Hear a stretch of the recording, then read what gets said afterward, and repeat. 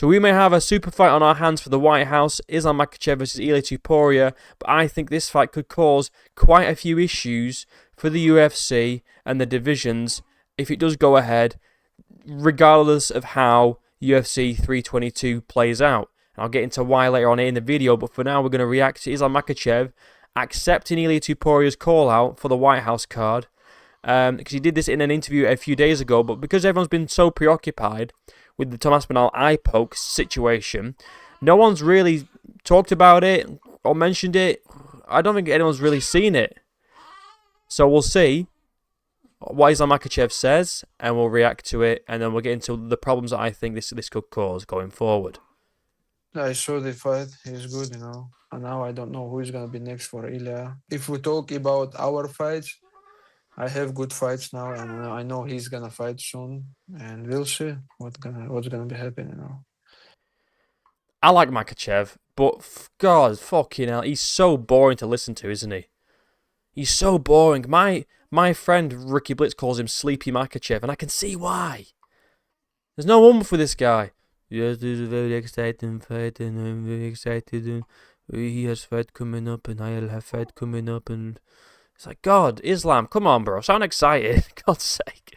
He want to fight in White House, and I also want to be there. Is that the biggest fight that they could I make think, for you? yeah, for the, it's gonna be, big, for MMA community, it's gonna be big fights, And people want this fight, and if UFC want this fight, and we can do this. I know.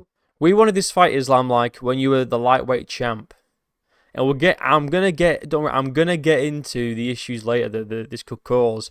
Whether Islam wins the welterweight belt, whether he loses the welterweight belt, either way, there's gonna be problems. But we wanted this fight when Ilia was moving up to lightweight to start off with. He moved up to lightweight and called you out, and you said, "I'm gonna wait and see what happens with JDM versus Bilal before I decide what I want to do." We were calling for this fight a while ago, and I'm glad that you're accepting it now. The call out, but will it be too late? Maybe. UFC want to do some big fight in White House. Which fight is gonna be bigger than this? He's talking about you win. He wants to go up to 170. Yeah, if you come, it's gonna be better for me, If I have to cut 155, then I would have to pay for this. So basically, he'll cut to 155, but only if they pay him the big bucks. And welterweight is going to be better for him. So basically, he wants to fight with an advantage over Ilia, which I don't blame him. I mean, fucking I would. It's Ilia Topuria. He's really fucking good. But he, Ilia said that he'll chase him up to welterweight, and Islam said that's fine by me. Bring it on. If UFC want me to cut to 155 again, they'll have to pay me the big bucks. So that's what he said. I like the fact that he's accepted the challenge. I like that. All right. Would I rather see it at lightweight? Yes, because that's where I feel like both guys are kind of meant to be at, if you know what I mean. Like Ilia's still quite small anyway, but welterweight Ilia's going to be a small welterweight, bro. He's going to be a small welterweight, but if he wants to do it, then go for it. It's good though. It's good. It's very, it's positive that we might have an actual super fight at the White House. It looks like we might have also Alex Pereira versus John Jones, since Cyril Gane decided to gouge the eyes of Tom Aspinall almost out of their sockets, which is crazy. But fuck Tom Aspinall, right? God, I hate that guy for getting eye poked. So we might actually have this fight at the White House. However, a few issues here. I got the rankings up. Okay, we got lightweight and welterweight, obviously on the left hand side over here. So there's a few issues. Number one, if Ilia Topuria, if Islam Makhachev beats JDM and is a welterweight champion, okay, Ilia Topuria is going to want to move up to welterweight. Then what do we do with the belt? We have another situation where the belt is vacant and no one's beating the champion to become the champion. That's why no one really... Well, I say no one. a certain fan base, I won't say who, but we know who, don't give Ilia credit because he didn't beat Makhachev to get the belt. It's the same people that don't give Tom Aspinall credit for being the champ because he didn't beat John Jones, but then they give John Jones credit even though he didn't beat the champ to become the champ. You know what I mean? So we're going to have another situation at lightweight if Islam wins the belt at welterweight, where Ilia Topuria is going to move up and vacate, and then we have another vacant light heavyweight title fight. How many of them have we had now? I mean, Makhachev won his. I swear, wasn't his vacant?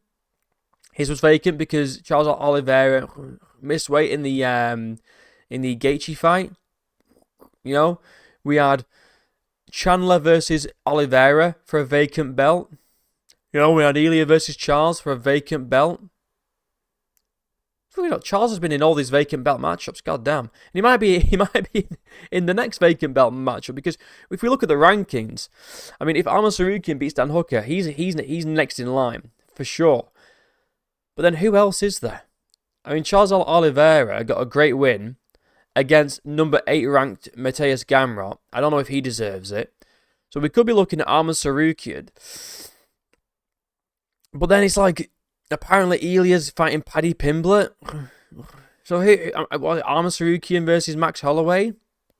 But Charles has called out Max, and Max quite likes that likes that fight. So who would you match Arman Tsarukyan up with to fight for this vacant belt? And it's just going to be another bit of like, oh, well, you know, Arman didn't beat Ilia to become the champ. So-and-so didn't beat so-and-so to become the champ. It's just another vacant title fight where the person that won the belt didn't beat the champ. And there's going to be a whole narrative. See, let's say Charles wins the belt back. Oh, Charles is only champ because Ilia ran away. Charles is only champ because fucking Ilia decided to move up. Because Charles couldn't beat Ilia to begin with. So now he's only champ because Ilia's gone. And no one's going to rate Charles as the real champ. It's kind of like what people said about Volk when Volk won the belt back. Yeah, people gave him credit, like, oh my god, Volk's back. But some people were like, well, yeah, but he didn't beat Ilia, did he? Ilia smoked him, and then the only reason why Volk is champ is because Ilia's not there anymore. Do you see what I mean? That's problem number one that I can see. We're gonna have another vacant belt thing, title fight at lightweight. It's gonna be. And no one's going to give the champion credit. They're going to be, paper chap. Problem number two, right? Problem number two. If Islam loses to JDM, right, he's not going to stay at welterweight, is he? Or is he going to stay at welterweight? These are the two problems. So Islam might stay at welterweight if he loses to JDM, because Islam just said that if the UFC want him to fight at 155, they're going to have to pay him a big all lump sum of money. Okay? And let's say the UFC don't want to do that. What are we going to get then? We're either not going to get the fight, or Ilia's going to move up to welterweight, and then we're going to get Ilia versus Islam for no belt. And it's still going to be a great fight. I mean, it doesn't really change the outcome or the skill level of the fight, but the outcome's not going to be as meaningful, because no one's going to have a belt. It could be a number one contenders match. I mean, if Ilia beats Islam like I think he does, again, I like Islam. Before you fucking Dagestani fans call me a Islamophobe, bloody racist, blah blah blah, like, just relax, okay? Ilia's going to beat Islam, and then what? He's just not going to be no number one contender. No, we want it for a belt. And let's say Islam does move back down to 155, and let's say Ilia wins, right? Let's say Ilia beats Islam when he comes back down. What are they going to say then? Because they don't give to Ilia Topuria credit anyway for beating Volk, for beating Max, for beating Charles. They all say, oh, washed, coming off losses. They're going to say the same thing about Islam. Ilia got Islam coming off a loss. Ilia got Islam coming off a loss, bro. Cutting down from welterweight. Ilia Topuria beat a drained Islam Makhachev coming off a loss. That's what they'll say. So Ilia won't get credit. And let's say Ilia Topuria loses to Islam Makhachev, because Islam Makhachev is really, really good, and that could happen. They're going to say, well, Ilia Topuria was never that good. Ilia Topuria just got beat by a drained, coming off a loss, Islam Makhachev. Just imagine what Islam Makhachev would have done to him without cutting the weight. People are going to shit on Ilia Topuria if he loses and if he wins. I don't think... It's another thing. It's a lose-lose for Ilia. It doesn't really matter. We should have got this title fight when Islam was champ and Ilia moved up. That was a perfect timing to make this fight. But they've dragged it out now. And because Islam moved up to fight JDM, which is still a great fight, it's coming up. I'm very excited for it. These are the issues that I can see this fight causing for the UFC, because it's like lightweight's not going to have a champ if Islam wins against JDM. If Islam loses and then comes back down and fights Ilia, and Ilia beats him, no one's going to give him credit. They're going to say, he beat a fucking drained, coming off a loss Islam. And if Ilia loses, they're going to say Ilia lost to a drained, coming off a loss Islam, so Ilia was never that good. And if Ilia moves up to welterweight to fight a Makhachev that's just lost to JDM, there's not going to be a belt on the line. So it's like, it's just like a contender fight, which it's still going to be great, but with a belt on the line, that's perfect. So, as much as I love the matchup and I'm excited to see it happen, hopefully at the White House, I can't shake this feeling that it's going to cause or have all these like problems. I just want to put it out there. I would rate a victory for Ilia if he beat a Makhachev cutting back down to 155. I would rate that. I wouldn't say this. I can just see this being a narrative that people push. All right. I can just see it. And I do think about the lightweight title picture being vacant again. I think that's just going to... It just doesn't need it, because the lightweight division is already a mess. No one wants to fight. No one wants to fight each other. No one wants to fight. Everyone's sitting out and sitting on their ass and, I'm not fighting a contender. Or they were anyway, until they kind of had to. So I don't know, bro. I could just see all these things kind of being a problem.